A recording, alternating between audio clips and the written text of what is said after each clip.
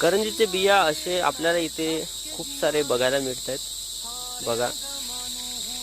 उन्हाळा असते, उन्हाळ्यामध्ये याला फुलं लागतात आणि त्याच्यानंतर हे बिया खाली पडतात आणि त्याच्यानंतर जसं पावसाळा सुरू होतोय त्यानंतर याची प्रोसेस सुरू होते आणि नवीन रोपटे याच्यामधून आपल्याला मिळतात आणि निसर्ग खूप छान हिरवगार अशा झाडामुळे दिसायला येतोय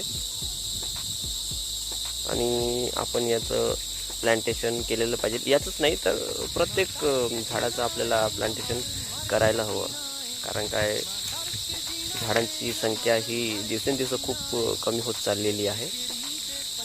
तर आपण आपल्या मार्फत जेवढं काही आपण करू शकतो तेवढं करूत आपण.